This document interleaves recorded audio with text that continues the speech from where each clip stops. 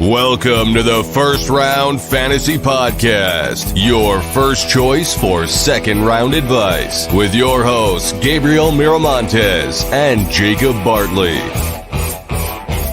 Pearl on 3rd and 7. Jefferson hauls it in. Would be Max Crosby. Touchdown, San Francisco.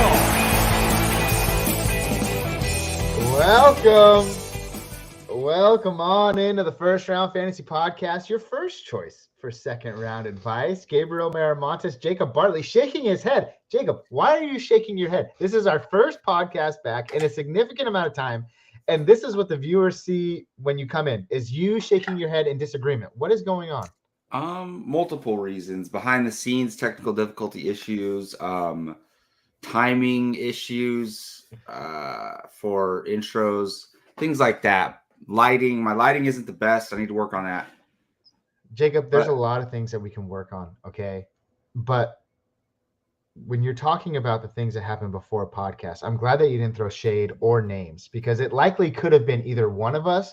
Yes. But because there's only two of us and you're bringing up those concerns, it makes it sound like they're directed directly at me. So I kind of feel bad. No, I could be disappointed in myself, which I am often, so it would make sense. You know what? The feeling is mutual. I'm also disappointed in you often as well. Welcome to the First Round Fantasy Podcast. You can find us on YouTube here if you're listening, Facebook or Twitter at First Round Fantasy, even on Instagram at First Round Fantasy. It has been a long time coming. We've taken a much needed break, but today we're here to bring you some of our most anticipated, I shouldn't say anticipated, to bring you some of our most exciting NFL free agency takes. Jacob and I have both been following the NFL offseason, like most of you have. But today we're going to give you our favorites and least favorites from this season so far in the free agency period. Jacob, before we get started, I was thinking about it and like how we were talking and whatnot.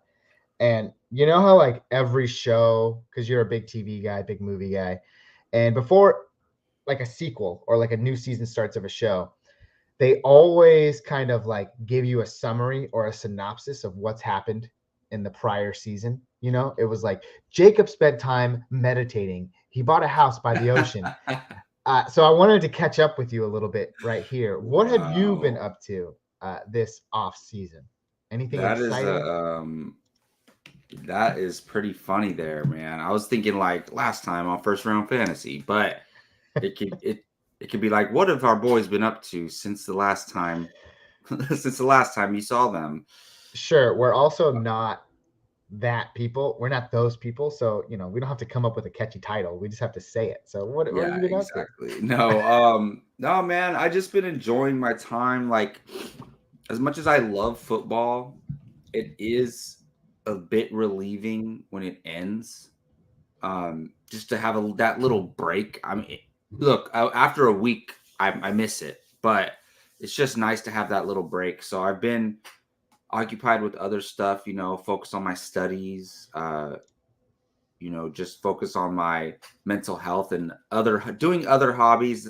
And because I know once football comes around, all of that goes out the window. My mental health, my other hobbies, everything's gone. There's no time for it. It's just not accessible. It's like I live two lives, the football season and the other parts of life. I'm sorry. The way it was said. I mean, I appreciate the laughter. I know. Trying to make light of a situation. I get it. No, man. Hey, I agree. Football can be a strenuous time, even in the most exciting of times. There's also quite a bit of a treachery there and lack of or thereof emotional feeling towards others during the fantasy football season, because you are in it to win it yourself. So I totally get it. You can kind of close yourself out to the world.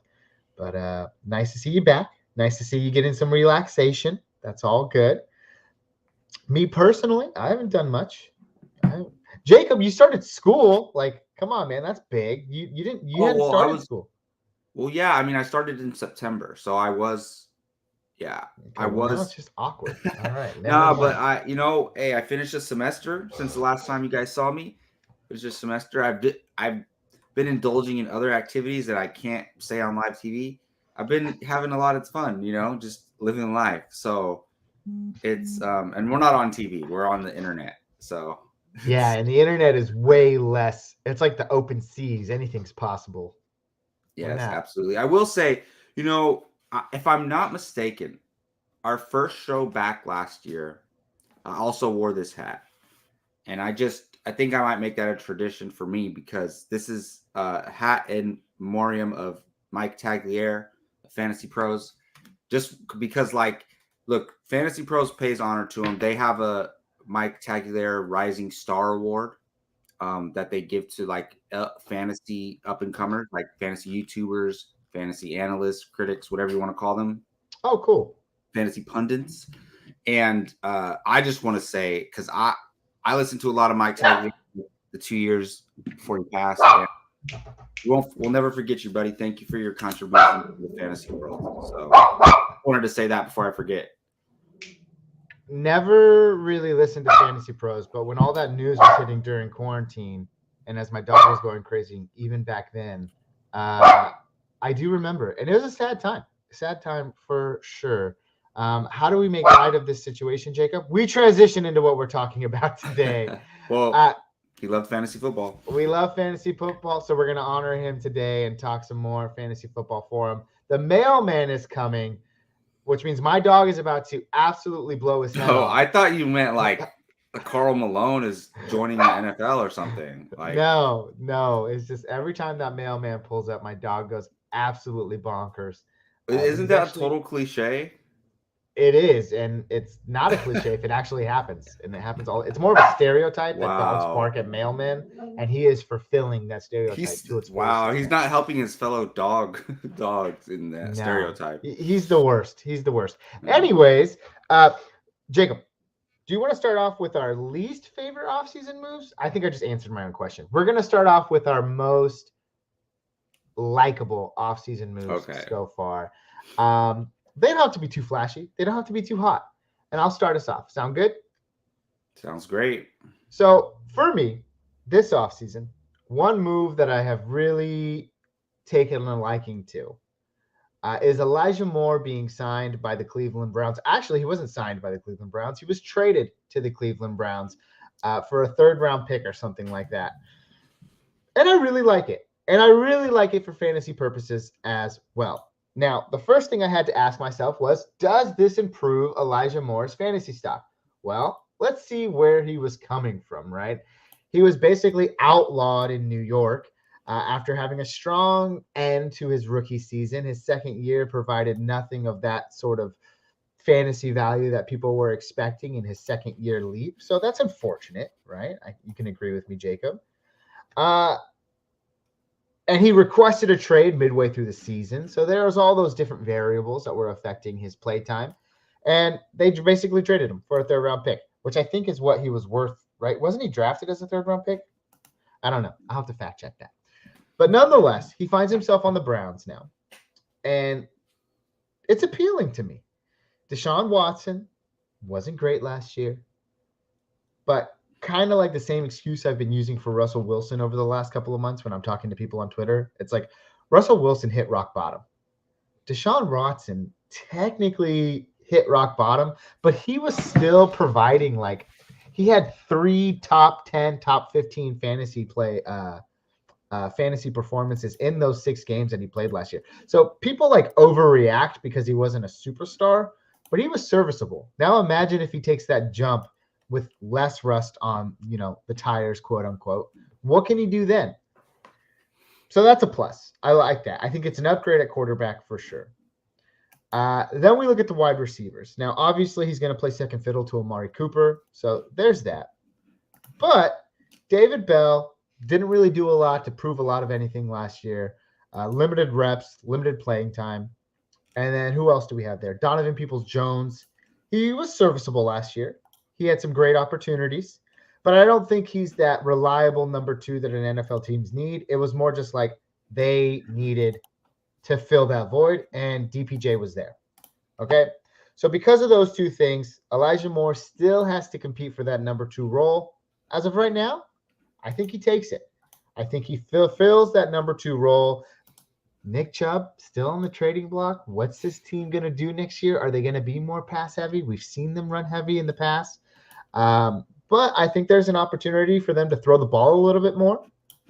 So with all those variables in place, Elijah Moore should find fantasy success.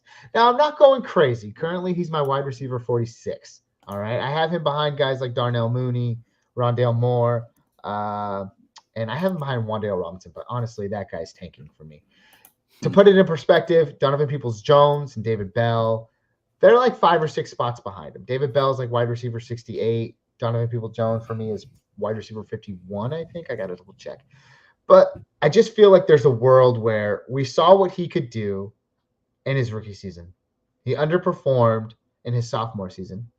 So I call it the sophomore slump, right? When they do good, there's no such thing as a sophomore slump. When they do bad, he hit the sophomore slump. What do you mean? Come on. I think his third season, it's time to shine. I think he takes that leap. And he's wide receiver 46 for me, which puts him in that wide receiver 3 discussion. But definitely he has room to grow into a really promising wide receiver 2 if all of those things fall into place. So I really like the move. Elijah Moore to the Cleveland Browns. I like it. Jacob, thoughts?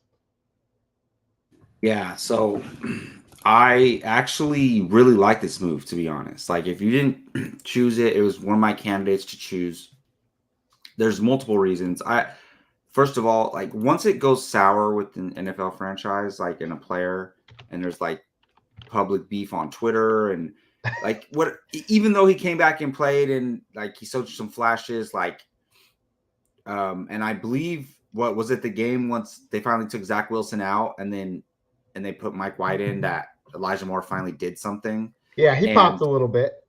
And I just think by that time, it was too far gone. And we've seen situations where like it goes sour between a team and a player and they work it out. We've seen that, but most of the time it's with like a star player who's already proven themselves, like a Kyler Murray or somebody like that. But we have also seen where they find their way out, like a Stephon Diggs or something. So Elijah Moore getting out, look, this man's too talented to be in the doghouse on a team where like now there's bad blood between them, and because of that, he's not going to get enough snaps to show his talent. Like that's going too far. So the fact that he's in Cleveland, that Deshaun Watson needs weapons. I mean, he needs to get back to his former self, or at least a version of his former self. There's targets to be had there.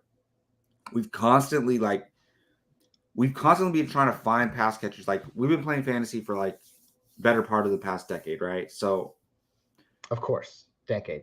Yeah, let's age ourselves here, Jacob. Of those years, like I played that, my first year playing was the year Josh Gordon went insane, right, on the Cleveland Browns. Since then, we haven't really had a prominent Browns receiver. Like Odell Beckham Jr. went there. We thought he was going to be it. Not really. Amari Cooper had a great season last year, but nobody saw it. Like, everybody was counting him out except me.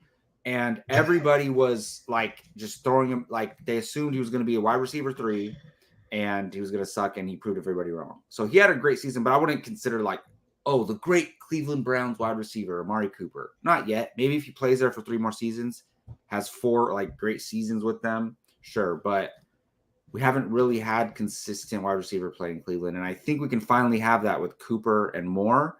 And like Elijah Moore has the potential to like take that over and be the number 1 guy, like by the time we're talking about him next year. So I'm excited about it.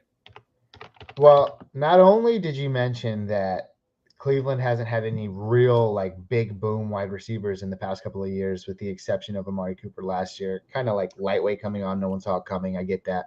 And then Josh Gordon. I wanted to look, who were their quarterbacks during that time? Because haven't they just been bad forever? So let's see. Well, that's fair. That is fair. List of Cleveland Browns starting quarterbacks. When was Josh Gordon in the league? Let's say like what, 2016? Oh, 2013? Yeah. 2013. Jason Campbell. Don't even know who that guy is. Brian Hoyer, Brandon Whedon, Johnny Manziel. There we go. There we go. He didn't pan out. Josh McCown, new offensive, or I should say quarterbacks coach for the Carolina Panthers. Cody Kessler, DeShone Kizer, Baker Mayfield, So, yeah, you can say that it hasn't been exactly the greatest ride. So, therefore, you can't really find a serviceable wide receiver. I was looking back at Elijah Moore's numbers. 2021, only 43 receptions. In 2022, only 37 receptions. What really was the big kind of heavyweight there was he caught 5 touchdowns in that rookie campaign and only one last year. And also last year, he didn't play in a couple of games. He wasn't getting the snaps. So, I mean, that just tells me one thing. Wasn't he injured part of his rookie season? See, now I got to look that up. Let me see. I feel like he was injured for a little bit. Who, Elijah Moore? Yep. Gabe's doing Wouldn't be some surprised. research. Yes, he did not play. Hold on. 1, 2, 3, 4, 5, 6 games. So he missed 6 games in his rookie season. So with that being said, I think even when he wasn't in the doghouse, we saw that he can get volume. And in his rookie season, even missing 6 games, we saw that he can get volume. 11 targets, 12 targets, 8 targets, 8 targets, 8 targets, 8 targets. Like, the dude's going to get volume. He had a falling out. He's got an ex-girlfriend now. He's in Cleveland. She's shiny. She's new. He's got a better mistress in Deshaun Watson because his mistress, Zach Wilson, wasn't doing much. So I think all signs point to upgrade. Now, Jacob, let's look at this from a dynasty perspective. All right. I know you're big on the dynasty sector. This is going to be Elijah Moore's 3rd season in the NFL. Let's look it up. Gabriel always likes to look things up. Gabe likes to research. Hold on. You said Gabe likes to look up things? What'd you say? I'm trying to try a new thing. I really want like transitions in here. All right. Well, you need some music, like some elevator music while we wait for you to look up stuff. Yes. We need a soundboard. Come on, let's get it going. I will invest in one. If one person other than us comments on this video, We need today, the. I think that's outdated. See, you're aging us, Jacob. No, it's Come on, not. man. All right, Elijah Moore or Allen Lazard in Dynasty? Elijah Moore. Elijah Moore or Darnell Mooney in Dynasty? I honestly think I would go Elijah Moore here. I would go Elijah Moore because long-term. Yeah, better passing QB. Mm-hmm. I mean, I hope. Question mark. Well, let's see what Justin Fields can do with a clean pocket. Elijah Moore or Kadarius Toney? Freak. I gotta go Tony. Yeah, and you know what? Let's put a pin in that because I really want to talk about Kadarius Toney lately, or I really want to talk about Kadarius Toney later because I've seen a lot of hate towards Kadarius Toney in fantasy. So I want to get your take on it.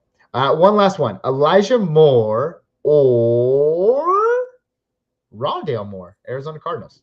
Oh, Elijah Moore. All right. Well, that settles it. You know what? Elijah Moore or Gabe Davis? I'd go Elijah Moore. Why would you do that to me? I think I'd go Elijah Moore here.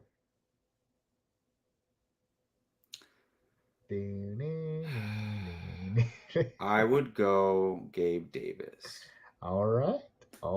You found the line. You find the line. All right, man. That's cool. Well, there you have it for Elijah Moore. Dynasty, it looks like a solid wide receiver 3. Redraft leagues, looks like a solid wide receiver 3. However, there's room for growth. So there's that. That's one move that I really, really like this offseason. Jacob, let's transition over to you. Let's get one of your offseason favorites so far this year. Yeah, so when I was looking at these, there's some surprising players that because they went to a new team, they found some new excitement. And it's like players that people weren't really excited about before, and they've been good. They had solid seasons, but they just never had a ceiling that we could see past what they were doing. And one of those guys for me is David Montgomery. I've always been a David Montgomery believer. If you remember, I believe it was 2 seasons ago, I had said, look, watch, David Montgomery is going to be a top 5 running back to end the season, and he was. And then he's never reached those heights that we had for him after we drafted him his rookie year. Like, we were overhyping him. I remember you and I had so many trade talks about him in multiple different leagues. And he's been a polarizing player for fantasy. Now he goes to the Detroit Lions, right?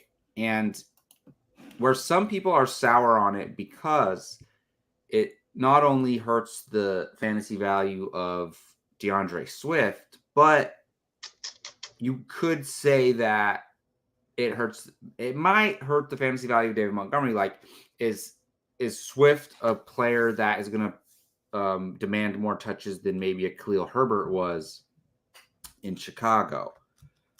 But you have to look at the way that Detroit was using Jamal Williams last year. He broke the Lions' single-season record for touchdowns, beating Barry Sanders. I believe did he have 18 touchdowns? He did. He led the NFL. Like, that sounds crazy to me. But look, he had so many red zone carries, it was insane, and it's like unsustainable. So I'm not expecting David Montgomery to get 18 touchdowns, but talking about 8 to 10, like, lock it in, I could see that. And then the way Dan Campbell wants to play football, and like, I just believe that he believes when the time is right, let's run it down their throats. And I think that Montgomery, if you remember, he was one of the first running backs to get a contract this year. I think he might have been the first running back to get a contract this year. He was. Look at all the running backs who are still available. There's a lot of like relevant guys who can still produce, still available. It's very difficult to find a decent running back deal. Montgomery was sought after. They made sure they got their guy. He's going to be a huge part of their offense. And look, I love me some DeAndre Swift. I really do. But I think the days of imagining him being the next Eckler CMC are over. I mean, maybe he can go to another team because, like, I just don't see it happening with the Lions. Like, they don't look, to be fair, he is injury prone. I mean, that term injury prone, people like debate what it means, but he played you know what I mean. 4 games in 2020, 4 games, or I'm sorry, he missed 4 games in 2020. He missed 4 games in 2021, and he missed 4 games last. Look, he has a pattern of missing games. Am I allowed to say that? Yes, you can, Jacob. Don't be afraid. Games. So it's not the Lions' fault that he misses games, but it's just never came to fruition on both sides. Like, it doesn't seem like they believe in him. And when your organization, your team, your employer doesn't believe in you, you're not going to believe in them. So I just think, I think he's going to ride out his contract. He'll sign with a new team once it's over, and we could see a resurgence or a surgence, because he never surged in the first place. I don't know if that vocab is correct, but nonetheless, David Montgomery, lock it in, 1,200 yards, 10 touchdowns. He's going to be a beast. My baby, temper your expectations there. I mean, I believe it. He's never clipped 1,200 yards or 10 touchdowns. All right, from scrimmage. Scrimmage. All right, that's yards. Fine. But there's a few things that kind of worry me about this. And one being Detroit and having a fascination with Kerryon Johnson a number of years ago. Ooh, I've seen what this organization has done to really valuable stars like Kerryon Johnson. That's right. Kerryon Johnson, DeAndre Swift, they're on the same level. Okay? That guy was great. But we've seen how they handle him. Missing time. Yes. And I get it. There's been 2 different coaching regimes in that time frame. But what really scares me for DeAndre Swift, and we haven't even mentioned that he technically is kind of on the trade block. So if that does happen, then oh by golly, David Montgomery is a top 12 back. But what really scares me is that we knew what we were getting with Jamal Williams. He was a one-trick pony. They were going to give that guy the ball on the 3-yard line or in, and he was going to rush the ball right through the throats of the opposing offense or defense. David Montgomery is far more of a superior talent than what Jamal Williams is. Not only can he rush outside, can he rush in between the tackles, but he's also a pass catcher. And I thought for some reason, well, maybe DeAndre Swift is going to like really supersede that. But in all honesty, you look at the targets for DeAndre Swift over the last couple of years. Don't get me wrong, they're insane. 78 targets, 70 targets. David Montgomery has seen 68 targets in a season. He's seen 50 targets in a season. He's a better pass catcher than he gets credit for. He's a better pass catcher than he gets credit for. And you got to think about those years when Tariq Cohen, I know Tariq Cohen, it seems like a name of the past, and Jacob, you're obviously kind of high on him going into this season. But, you know, he's missed like 2 years in a row with these ACL injuries. So I just think that David Montgomery could do more than what Jamal Williams could do. And that really hurts the progression of DeAndre Swift even further. So because of that, yes, I'm high on David Montgomery. I'm low on DeAndre Swift. But do I love both of them? Or do I love DeAndre or David Montgomery so much? I don't know, because there's always that variable unknown. I have to see it before I believe it. And I don't know what this offense is going to do yet. So I don't know if he's a number better one than last year. I know. But for right now, I don't think he's a number one running back in my eyes. I think he's more of like a solid running back 2. And DeAndre Swift is probably like a running back 3 for me because he has that PPR value. I don't know. I'm nervous, Jacob. Hey, do you think? Let me just ask you something. Where do you think Jamal Williams finished, without looking it up, last year in full PPR, whatever? Dude, he was like running back 4. Yeah, I think it was 7 or something, right? I was just trying to. So you do know, but to be fair, like I said, look, the red zone usage was insane. Like it's like they're not going to do that again with Montgomery. But I'm just saying, no, we didn't see that coming, and we think Montgomery's going to be better. But you might be thinking, oh, running backs are going to get back to good play this year, right? So then that'll push Montgomery down. Yeah, maybe. Dude, running back was a disaster last year. It really was. It really was. David Tulane says he loves David Montgomery. Well, so does Jacob. Okay. We'll get to the dynasty narrative. No, he's got Swift in there. The dynasty narrative says Mary send away. Mary kiss on the cheek, send away. Dylan, Swift, and Javonte Williams. That's dirty, man. Like kiss on the cheek. That's kiss on the cheek is much more G-rated than what our friend here said. That's not COVID safe. 6 feet I distance. am going to give a big, fat, juicy kiss. This may surprise you, to AJ Dillon. I'm going to get in bed with Javonte, see what he's got, and I'm going to send Swift packing. So that's my call. What about you, Jacob? Oh, wait. Was Dillon the Mary? Yeah. That's what I said to your surprise. Okay. Yeah. All right. I definitely married Dillon. That's my boy. You got those thighs. Those thighs. Wait, yeah. Did you say thighs too? They're not thighs though. What are we talking about? We both said thighs. That's so That's hilarious. Sorry, we're not objectifying you, AJ Dillon. I'm so sorry. No, we are not in the business for that. Keep going. I just admire you as a football player. We're thinking of the wrong body part though. We'll come back when we remember what it is. But the other two is so difficult because Swift has been, he's missed injuries. He's missed time with smaller injuries that make him miss 2, 3, 4 weeks, right? Sure. Javonte has had, I believe he had multiple significant injuries that are going to be very difficult to come back from.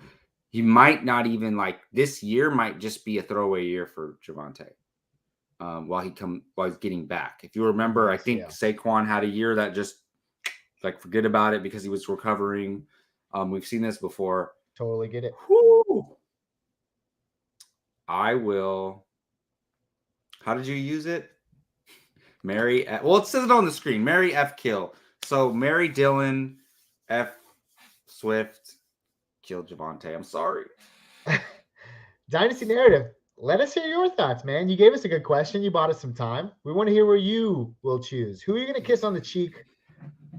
You know what's funny is I said I'll give a big kiss on the cheek to Dylan, and that was supposed to be the prized possession. But then I literally said I'd lay in bed with Javonte Williams, which I makes know. it seem like I would choose him over Dylan.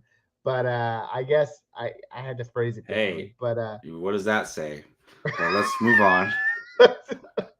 Hey, but Dynasty Narrative, thanks for the question, man. Let us know your thoughts down in the comments as well. I still want to talk about DeAndre Swift and David Montgomery. Like I said, I can see DeAndre Swift being a running back 2 for fantasy. I can see DeAndre Swift being a back end running back 2 for fantasy right now. So with David Montgomery, the highest I can see him possibly going is in that running back 15, 16, 17. And this puts him in the range of guys like this. Are you ready? David Montgomery or J.K. Dobbins. For redraft? For a redraft. Oh, David Montgomery. I'd go David Montgomery. For Dynasty, does it change? I think I'd still stay with David Montgomery. I might go Dobbins, because like Dobbins is still promising, doesn't have a lot of tread on the tires, and if Lamar leaves, the Ravens are still going to want to run the ball. So Very I'll true. go Dobbins. Very true. Very true. But Montgomery's going to have a way better season this year. Redraft, David Montgomery or Aaron Jones? Montgomery. There you go. See? So it solidifies the fact. David Montgomery or Cam Akers? Montgomery. I'm out on Cam Akers completely. Look, I was thinking about this, and another fantasy analyst was talking about it. I think every fantasy player has like, I don't know what the term would be, but like a dud. It's like a no draft player. It doesn't mean that, like, it's not like, okay, I would rather take Jawan Jennings than Cam Akers. Of course not, like in redraft. Like, I'd rather take Cam Akers, but I'm never going to get Cam Akers because I'm never going to draft him in the range that he goes. So he's a no draft player for me. I see you. Yeah. All right, last one. David Montgomery or Tyler Algier? In redraft and dynasty. Damn. I would honestly go David Montgomery in both. Yeah, if I was drafting today, I would go David Montgomery in both, because I don't think the Falcons are not married to Algier as far as him being starting running back. Like, they could draft a guy. They can bring in Kareem Hunt. Like, who knows what's going on? Like, who's a second-year running back whose job is safe no matter what? Are there Breece Hall, right? Sure, Javonte's So Breece Hall, right? Like, as long as Breece Hall comes back healthy, he's the man. Like, I think they know that. Carter knows that. Like, no question. That's not the case with Tyler Algier. His job is shaky, but he's really, really good. But I would still take Montgomery. Wait, is Montgomery, right? Yeah, it was Montgomery. No. Quick note about Tyler Algier too. We recently did a startup dynasty draft, and I made a trade, Jahan Dotson for Algier with a 3rd round pick in there.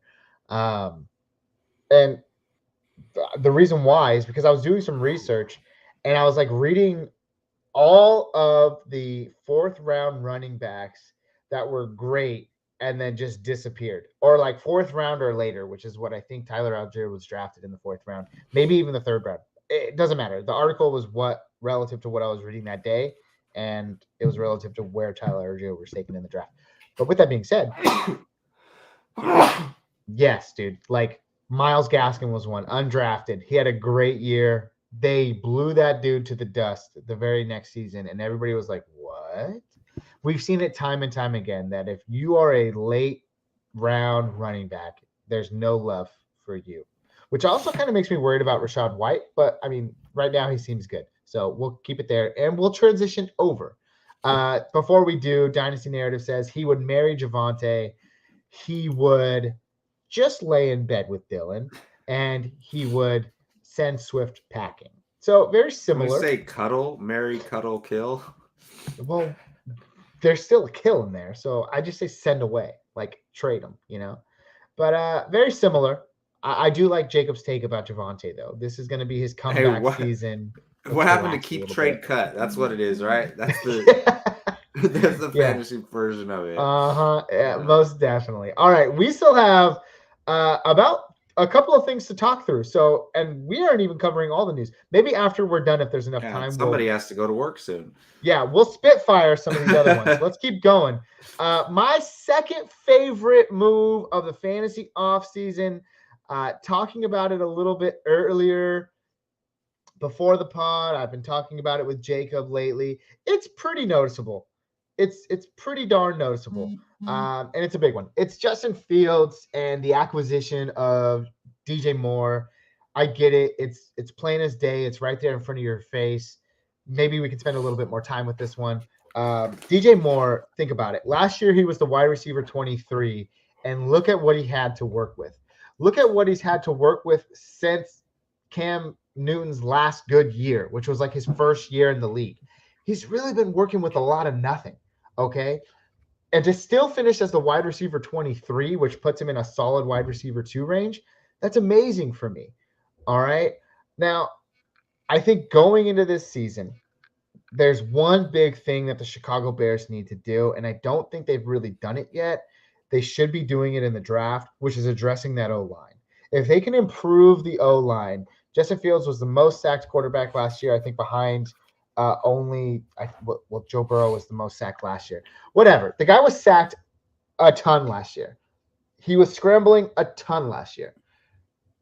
But if Justin Fields has a clean pocket, I think he has a really good arm, and that's something that we have yet to see because he was constantly on the run for his life last year.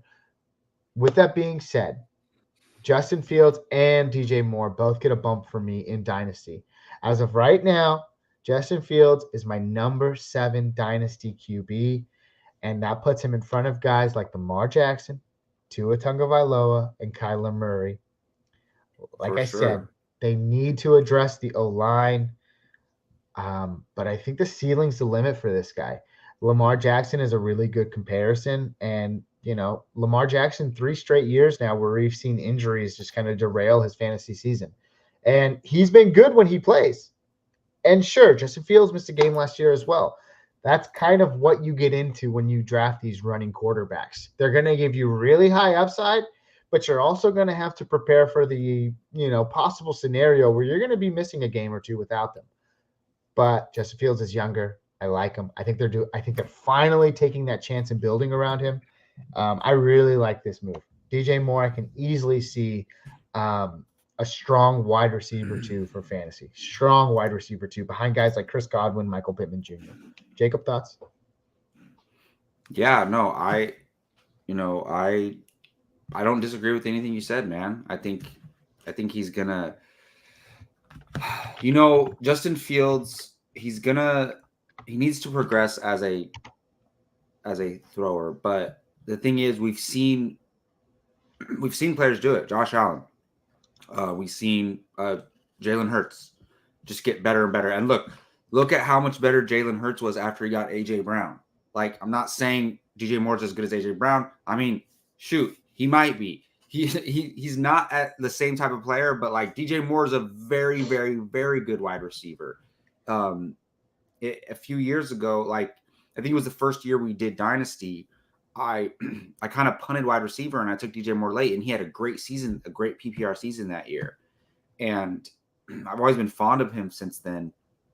And he's just had terrible quarterback play, and Justin Fields has had no one to throw to. Darnell Mooney was hurt most of last year. Mm-hmm. Look, I still believe Chase Claypool has something to offer to an NFL team, but like it was just nothing happened when he went there. Like didn't do anything. So I don't know if they need more time to get to build chemistry or whatnot. But now that we're looking at the depth chart as like DJ Moore is the number 1, Mooney is the number 2, Claypool as the number 5, like it's looking like a decent pass catching core with like a truly elite guy, DJ Moore there. So I love the move for them. They got a haul for that number 1 overall pick. Dude, they got a did. haul. They congratulations did. to whoever negotiated that deal. Yeah. 3 out of 5 seasons, DJ Moore was a 1,000-yard receiver. You could argue that three out of 5 seasons, he was an 1,100-yard receiver. You could even argue that 3 out of the 5 seasons, he was almost a 1,200-yard receiver. Very consistent in the touchdown department, by the way. Low, but consistent. 4 touchdowns in every single season. What was the except for one season that last Michael season. Thomas had the great at the time, the greatest wide receiver season? Like it was The season before he stopped playing ever again, probably reception 2019. wise. It was right before Yeah. COVID, I feel like 2019. So maybe? what? Because that same year, DJ Moore had a great season. I think it Oh, was. well, then I was can it tell you. 2018 or 2019? It's got to be 2019. 2018 was his rookie season. 2019, the dude went bonkers. 87 receptions, 1,100 yards, and Yes. 4 touchdowns. So that year, I had McCaffrey, who was insane. I had Michael Thomas, and I had DJ Moore, and I won the championship. So I'm forever indebted to DJ Moore for that. Well, good for you. Now I'm just curious. Hold on. When did Michael Thomas get into the league? 2016? Yeah, it seems like 2018 would be his year. Let's see. Oh, yep, All Pro 2018. 120. No. Oh my gosh, back-to-back seasons. 2019 would have been his season. 149 receptions. That's absurd. Yeah. 1,700 receiving yards and 9 touchdowns. Oh my God. All right, look. Dude. Ever since that year, once Michael Thomas stopped playing, I've been I'll believe it when what happens every time we talk about Michael Thomas? I say I believe it when I see it. I'll never believe it. I'll never believe him on the field. This year, I'm on board. I'm on board this year. I don't know. Not with Derek Carr. I just don't see it. Yes with Derek Carr. Yes with Derek Carr. He wanted Derek Carr in New Orleans. So Derek Carr signs with New Orleans. Derek Carr convinces him to sign a 1-year deal to return to the Saints. Michael Thomas is playing for another contract. He's gonna play. Yeah, but he's also 30. If he sure. If he proves me wrong, let me look it up. Because look, I haven't believed in him in the past 3 or 4 seasons. People were trading first-round picks for him in dynasty leagues, like the number 4 overall. I'm like, what are you doing? That's insane. But this year, I think he's going to have a good – I'm not saying a wide receiver 1. I'm saying he's going to have a solid season. To me, even him just playing all year would be a surprise, right? Yeah, very true. So I'm saying he can be a solid wide receiver 2. Hold on. I want to see something here. Let me see. I just want to see where his ADP is currently. That's all. Michael Thomas. He's going in the 13th round. Yeah, dude. I will take a flyer on him. That's what I'm saying. Price. He's going to be, as far as, outperforming their ADP, for sure. All right. Hey, one take to another. That should have been one of your favorites, man. Michael Thomas staying with the Saints, signing a 1-year I guess deal. It could have been Derek Carr signing with the Saints. I mean, I do honestly, I'm with that. And by the way, real quick, have you seen David Carr before? Yeah, he's like an analyst for ESPN or something. I just want to say, all right, I don't mean to be rude here or anything, but it's gonna come off as rude when you say it. So go ahead. Why is David Carr is a very, very, very good looking man. And Derek Carr, didn't get the same genes that David Carr got. I'm sorry. But here's I wanted to ask you somebody this. Derek Carr is the way better quarterback. So would you rather be the significantly more handsome brother or the brother who's a way better quarterback? That's messed up. Honestly, people say, because I got sunken in eyeballs, kind of like Derek Carr does. People say I look like Derek Carr sometimes when the beard's in full mode. At times. But thanks for telling me I'm not good looking. No. But I would choose Derek Carr. I don't care if I'm not good looking, if I'm making millions of dollars. I would rather be the better quarterback because David Carr was the number 1 overall pick for the Texans. I think the year that they entered the league. Yeah. And I don't. All I know is that Derek Carr has had a way better career. Yeah, no, 100%. Before we transition into Jacob's second one, we're gonna start flying through these. Breaking news. That's right. It's not really breaking. Breece Hall expected to be ready week 1. That's all. What? I thought it was. Come on. Dude, that's pretty big news. That's going to affect his draft capital for sure in redraft leagues. A lot of people thinking he might miss the first 3 weeks. They're probably taking him in the second round. So if he's Man, expected all right. to be So ready, look, we're in a 3-keeper league, and I have Breece Hall and Garrett Wilson. So I'm keeping both of them and Tyreek Hill. Like, that's crazy. But all right. good for you. Good for you. All right, let's move on, Jacob. Give us your second one, and then we'll fly through the ones we hate because we obviously hate them. So go ahead. Yes. Speaking of ex-Raider players, Darren Waller, baby. Darren Waller. Somehow, some way, I ended up with him on like 3 dynasty teams. Like, because I drafted him in our new dynasty league. And then shortly after that, I made a trade. I actually traded because look, all right. I actually want your thoughts on this really quick. I don't like Kyler Murray at all. Like, I don't like his personality. Like, he's the Kyrie Irving of the NFL. Kyler Murray. What made you think of Kyler Murray? Bring this home, Jacob. Here's the thing.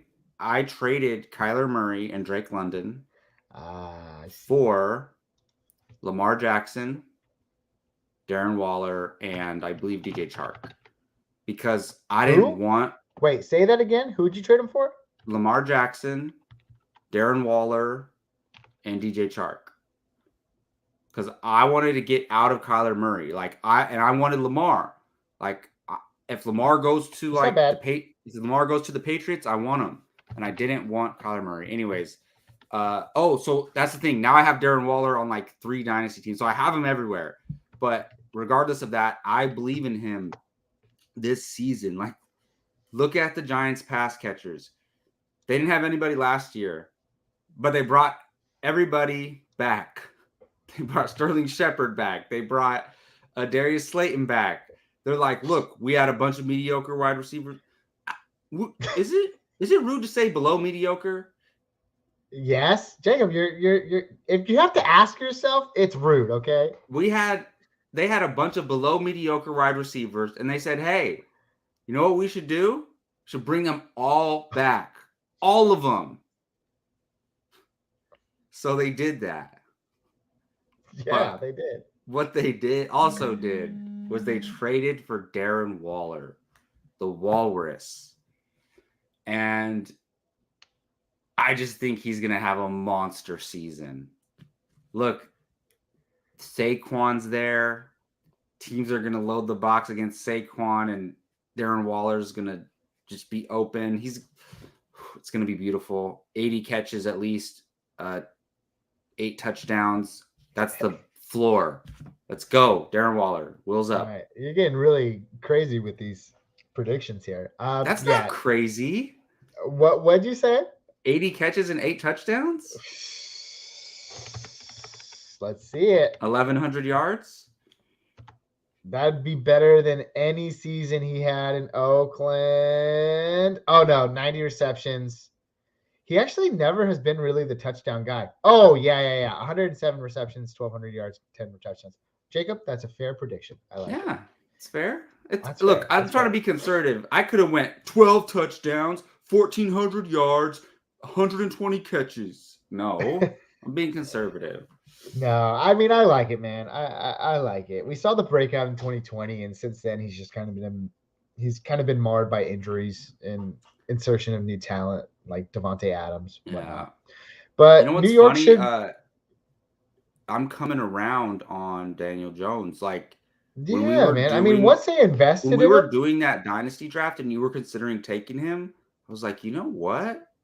Like, he has his contract. He's locked in. I was like, damn, I shouldn't have talked to Gabe out of not drafting him. Yeah. Well, I mean, any contract can be voided after like 2 years, but whatever. Of course, but like, it shows that they believe in him. After like those top 8 quarterbacks go, it's like, damn, what quarterback is safe in dynasty? Like, I mean, he was the QB7 last year. I don't think he finishes there this year, but I still think that team can take a jump. I think Waller's going to help him, honestly. Like, yeah. We'll see. If Waller can stay healthy, I definitely think there's a resurrection of sorts brewing in New York. He's currently my tight end 6, Jacob. Now, let's say, do you like him better than Kyle Pitts this year? Yes. Because I do. Do you like him better than Pat Freiermuth this year? Yes. Good. I think those would be opposite answers if it was Dynasty, because they are for me. For sure. 100%. What about Evan Ingram? Yeah. Okay, perfect. Then he's my tight end 6, so I like him a lot. His ADP currently has him in the 8th round, although I checked that like a week ago, so it could be later, it could be sooner. I don't know. And that's redraft, right? It's redraft. But the thing that I like about it is, if you're not getting Kelsey, and to be honest, I don't even know about Andrews at this point. Really, it's just Kelsey. He stands alone among this crop of tight ends. But if you're not getting him, we've seen it time and time again that these tight ends that go in like the 3rd, 4th, 5th round, Hawkinson 1 year, Waller 1 year, Goddard another year, they don't do what their value assimilates to. So they are not producing their ADP. And Waller in the 8th round, sure, let those other 5 guys go in front of him. I'd be happy to take him there. So, Jacob, I wholeheartedly stand by your excitement for Darren Waller in 2023. All right. We got our dislikes now, and we're going to blow through them because obviously, why would we want to talk about them? We hate them. Mine, I'm going to go to the New York Jets. I'm going to go to the Big Apple.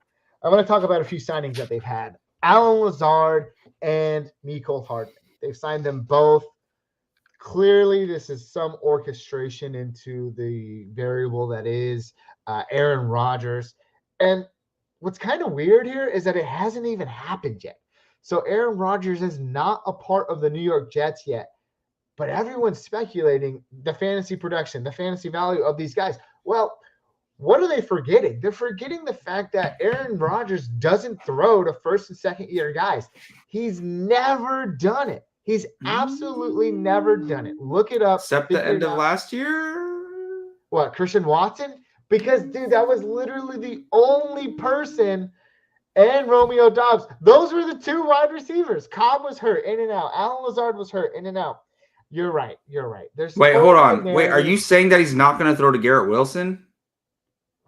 Dude, I'm saying it's something nonetheless to be worried about. Wait, right? no, wait. If Garrett there's Wilson is an elite. in your throat, then Garrett Wilson is a top 5 wide receiver in the league. He's throwing to him. Yeah. See, no, I don't do that at all. I don't buy it. I don't think he's 100%. Like Aaron Rodgers is an idiot if he doesn't throw to Garrett Wilson. An idiot. No. I just think there's more options. Do I think he's a wide receiver 1? Yes. He's not a top 5 wide receiver for me. So let me at least settle that. If Rodgers gets traded to the Jets, we will make, what do we call them? Book it down. Book it downs, but like with a serious consequence or something. Bro, you're telling me he's gonna have a better season than Justin Jefferson? No, right? So that's 1. No. Jamar Chase. Okay. Cooper Kupp could have a better season. Devontae Adams could have a better season. Tyreek Hill could have a better season. That's already outside the top 5, Jacob. So can you? The only person I think that has a better season than him and the guys that you named is Justin Jefferson. Oh my God. Hot takes, baby. Hot takes. You like him more than AJ Brown? Because I don't. I think I'd rather have AJ Brown this year. Redemption year. Back to the Super Bowl. Rodgers. So I'm talking if Rodgers goes to the Jets. If Rodgers is there. Yeah, I do. What about your boy CeeDee Lamb? No. Okay. So in redraft, I might go. He's like a 7, look, honestly, 8 wide receiver for you. Chase is not consistent. He's not. He's not, but he's very much like Tyreek Hill. He's very boom. He's high boom. Like his ceiling, like he's Tyreek Hill circa 2020. What big player boom games, big duds has the potential to beat Justin Jefferson as the wide receiver 1? Jamar Chase does, but he also has the floor to finish as the wide receiver 10. Like he just does. So to me, Garrett Wilson will be more consistent. Like I would probably go Jefferson, Lamb, Hill, Garrett Wilson. Like, all right. Well, it's too early to book it down. Yeah, we'll see. But if there was a book it down in the works, I'm saying that Garrett Wilson finishes outside the top 10. But that could still make him a wide receiver 1 if he finishes inside the top 12. So Yeah. there you go. There you go. All right, that was my least favorite move. Don't like it. Don't like it at all. I also just Wait, what was really the move? love, Like, the move was I just didn't like the signings of Lazard and Mecole Hardman. I get it. Those guys haven't done anything. I understand. wait, that. so you're saying they're going to hurt Garrett Wilson? I think everything is going to hurt Garrett Wilson. I think he's in for Wow. a sophomore I slump. think you're trying to like bring down the value of him, but okay. No, I'm not trying to acquire. Do I have him anywhere? You're just salty that you don't have him anywhere. I know. Jacob, I know how you work. But one thing I do want to see is Aaron Rodgers in New York. Like the most vicious fan base in all of football and the weirdest personality in all of football. I want to see them collide head on. It's okay, Gabe. I have Garrett Wilson in 2 leagues. I'll trade him to you. Don't worry. All right, man, let's talk. Because I still think he's a wide receiver 1. I'm not disagreeing with any of that. I'm serious, man. I want to give you some of that. All right. Let's talk. Give it before we do off air. Give us your least favorite move so far this offseason. Ooh. Okay. No, I'm just kidding. So my least favorite move, for multiple reasons, and it goes deep. Is San Francisco 49ers signing Sam Darnold as their backup quarterback. And look, this is fantasy related. It's not like I'm trying to be as unbiased as possible, but it's partially due to my 49ers fandom, but it's also partially due to me being a fantasy player. Like, let's just take it as I'm a fantasy player who believes in Trey Lance, who rosters Trey Lance in multiple dynasty leagues, superflex leagues. This is very annoying to me because not only are the 49ers saying that, hey, if Brock Purdy was healthy, he would be the guy. Okay, nope, Trey Lance doesn't even get a chance. Like, you're straight up communicating to Trey Lance that, we don't believe in him at all. So then, that's all right, whatever, okay. If in Trey Lance's head, he could say, look, the dude came in, he won 8 games in a row, like, he got injured and might have won that game. Like, all right, I can deal with that. But then they bring in Sam Darnold.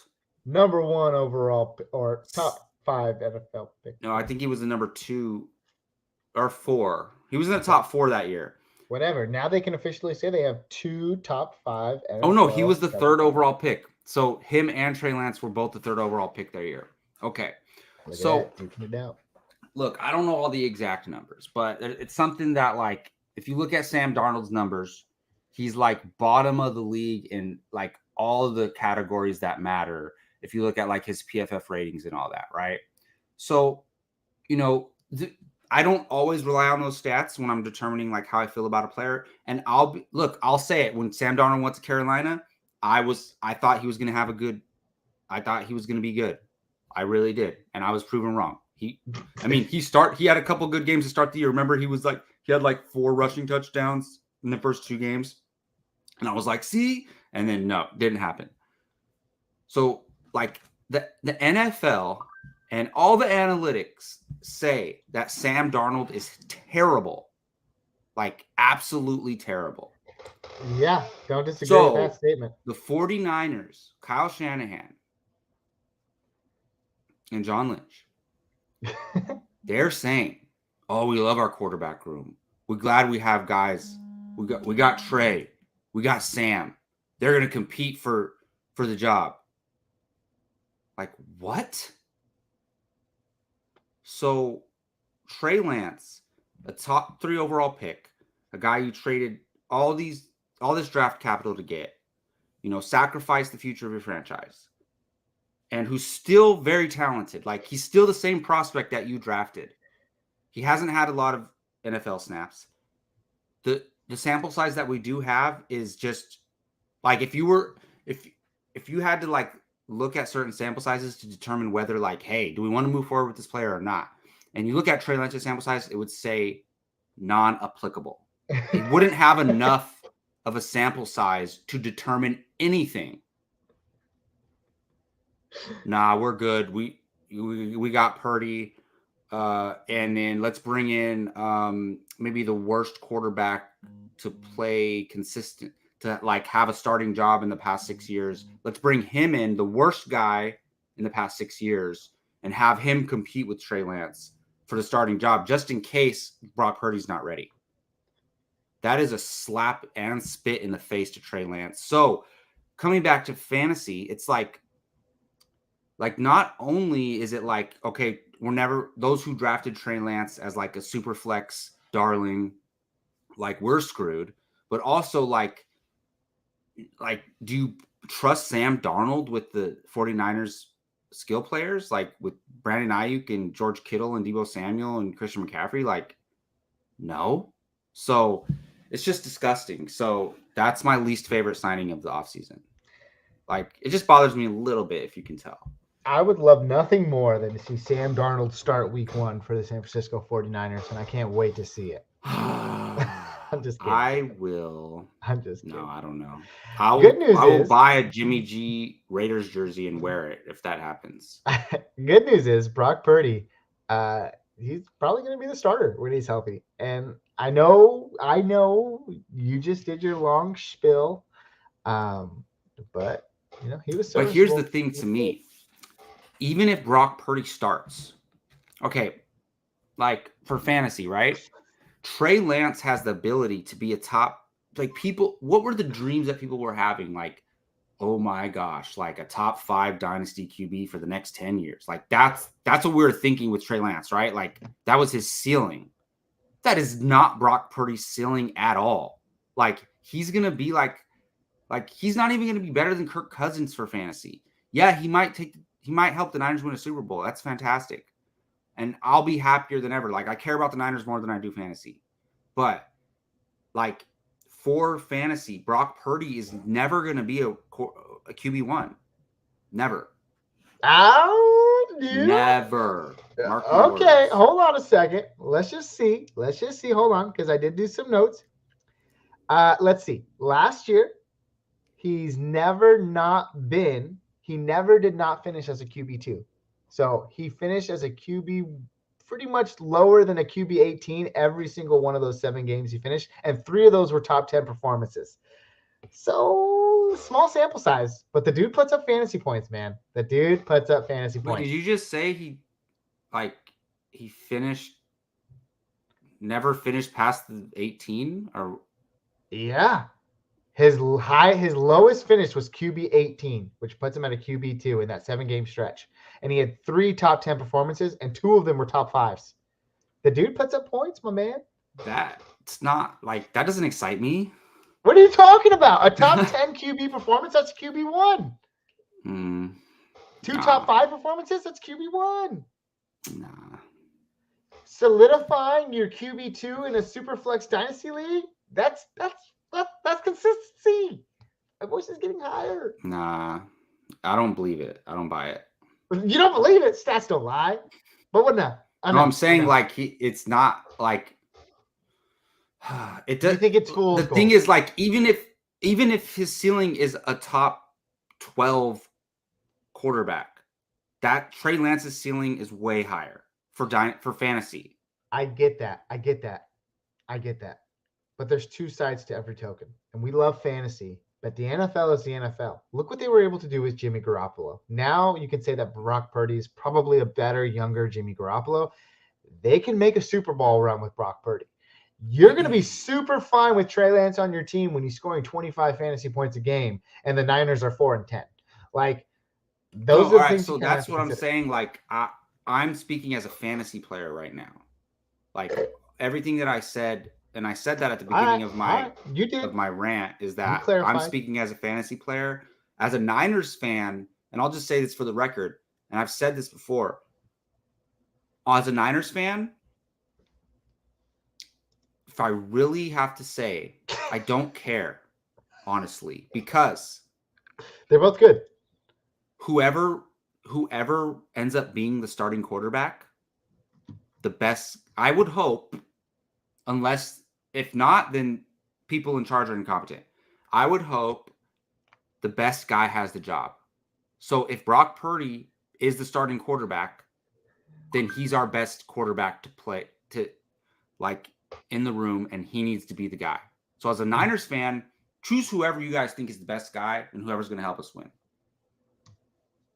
Perfectly said. Perfectly said. Well, there you have it. Some of our favorite offseason moves and two of our least favorite offseason moves. Jacob, do you have 5 more minutes before you have to get ready for work? Barely, but yes. Barely? Then all you have to do is you either like it or you dislike it. Let's look at some other moves here really quick. These are like low volume, low key, possibly big fantasy implications. Let's just hit on them. Samaje Perine goes to the Broncos. Javonte Williams still recovering. You like it, you love it, you don't like it. Who? Samaje Perine, formerly of the Cincinnati Bengals. Do I like it? Yes. Yes, I love it. Okay, good. I don't know if I did that one yet. Okay. Desmond Ridder, starter for the Atlanta Falcons in 2023. You like it? No, I hate it. Okay. Damian Harris signs a 1-year deal with the Buffalo Bills. Like it or love it or dislike it? Like it. All right. Brandon Cooks signs with the Dallas Cowboys. Like it, dislike it? I like it. All right. Gardner Minshew as a bridge QB in Indianapolis while they develop Anthony Richardson or Will Levis. Like it, dislike it? I love me some Gardner Minshew. All right. Let's see. Jimmy G signs with the Raiders. Like it or dislike it? It's too sexy. Too sexy for my shirt. Before we get out of here, that's it. I don't really have anything else. Everything else is just speculation at this point. Those are some of the noticeable other fantasy moves that happened this offseason. The Dynasty narrative says no because he plays for the Browns. I said Elijah Moore. Sorry. I meant Garrett Wilson. I meant Garrett Wilson. Of course, Elijah Moore is not going to be a top 10 wide receiver. Wait, Elijah but what Moore if that's the 10. reason, though? What if Elijah Moore is only a top 10 receiver if Aaron Rodgers gets traded to the Jets? So we're doing like this. I don't know how, but meta. Yeah. All right, sure, whatever. I totally meant Garrett Wilson. I would say no, he's top 5. Yeah, no, he's top 5. All right. Anyways, thanks for stopping by. Thanks for tuning in. Thanks for listening. If you got something valuable out of today, be sure to like and subscribe. If you didn't, come on back another time. Give us another try. We're always happy to lend an ear if you have thoughts or if you lend us your ears. You can find us on Facebook, Twitter, Instagram, or YouTube right here at First Round Fantasy.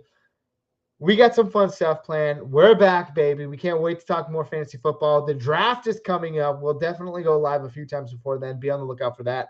And we're looking to have a set schedule in the 2023 season. So you can count on us being there every moment of your day. Just kidding. But a very specific amount of times throughout your week. We will be there to talk fantasy football with you.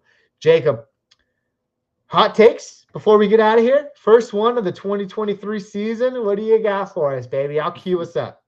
Do you got one? I don't have one. I'm queuing you up. And you've technically outlawed yourself since like week 2 of the season last year. So come on. I'll go with this because I truly believe it. My hot take for this year is that Jimmy Garoppolo will stay healthy all season long and lead the Raiders to a playoff berth. Let's go, Peace. Raider Nation.